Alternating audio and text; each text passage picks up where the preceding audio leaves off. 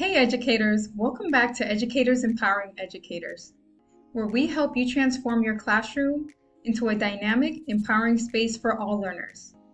I'm Shelly, and today we're picking up where we left off with the first C of our 5C strategy, Connect.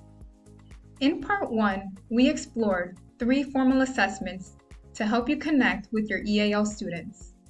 If you missed it, hit pause, go check it out, and then come right back. Today, we're talking about informal assessments, the everyday check-ins and quick strategies that help you better understand and connect with your EAL learners. So hit that like and subscribe, and let's jump right in. So, what are informal assessments? Informal assessments are a key strategy under the first C of the 5 C's, Connect. One powerful example is Observations, an informal assessment tool that provides valuable insight into your EAL students' learning and progress. Through Observations, you can check both social and academic language skills in real time, giving you a clearer picture of how your students are developing. In my last video, I shared how you use formal assessments to get a snapshot of an EAL student's abilities. But here's the thing, snapshots don't tell the whole story. Take Amira, for example. On her formal writing test, she was quiet and cautious, barely filling a page.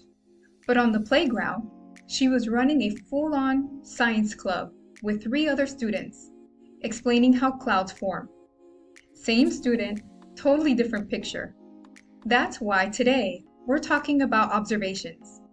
They fill in the gaps. I swear, my EAL students teach me more by just watching them than any test ever could. Throughout the day, in the classroom, at recess, even during snack time, I pick up clues about their language skills. These observations help me quickly identify whether a student is struggling with social language, academic language, or possibly both. Here's what you should focus on when you're observing your EAL students. First, pay attention to whether your EAL learners initiates peer interactions on their own. If they don't, it may be a sign that they're still developing the social skills needed to confidently join in. This is where intentional support can make a big difference. One strategy I like to use is providing simple sentence frames, such as, "Do you want to?" or "Can I join?" and practicing them through role play. These can be incorporated into natural moments like recess, group work, or even quick partner activities, giving students the tools and confidence to break the ice with their peers. Second, pay attention to whether your EAL student is silent during group work but chatty at recess. If so, this may mean that your student is comfortable with their social skills, but lacking academic language. Academic language requires processing new content and vocabulary, which takes a bit more time to learn compared to social language skills, which happens naturally on a daily basis. One strategy I found very helpful in building students' academic language is to bridge social vocabulary to academic vocabulary. Let me show you what that looks like in action with the case scenario. I remember Miss Jules, a science teacher who I was coaching a few years ago, had a 4th grade EAL student named Amir, who was as quiet as a mouse during science class, but came alive at recess talking about soccer. Miss Jules mentioned to me how Amir struggled to learn and use academic language. I suggested she try bridging his social vocabulary to academic vocabulary, and walked her through a few ways she could do this in her science lessons. She decided to give it a try. Here's what she did. One day, she brought recess into the classroom.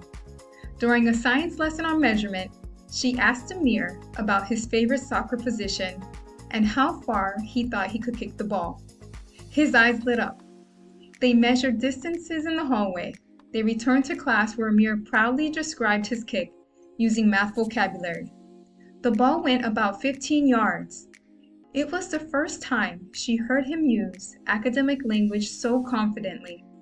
From then on, she made a habit of weaving small pieces of his social talk, sports, snacks, playground games, into lessons, And slowly, his recess voice began showing up in the classroom too. Miss Jules found this strategy especially effective during her science lesson. But remember, it can be used in any subject or grade level to better understand and support your EAL learners. The last thing to pay attention to when you're observing your EAL students is whether they mimic others or form original sentences. Mimicking is a natural stage in second language development. Students often repeat what they hear to internalize pronunciation, rhythm, and structure before they feel confident creating their own sentences. When you notice your EAL student mimicking you or a classmate, prompt them to add just one extra word or idea to the phrase. For example, if the teacher says, "I like apples," the student can say, "I like red apples." This simple tweak challenges their brain to retrieve new vocabulary and make the response partly their own. A small but powerful step towards building original sentences. Here are some tips that EAL teachers found helpful when observing EAL students. Tip number 1, observe nonverbal communication. Notice body language, gestures, and facial expressions.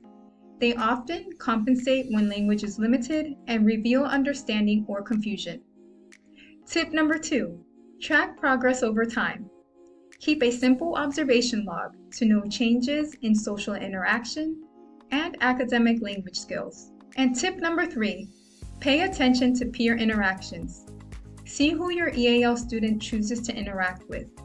Are they gravitating towards other EAL learners, fluent peers, or staying isolated? This impacts language exposure. So let's do a quick recap of today's session. We focused on the first of the 5C strategies, connect.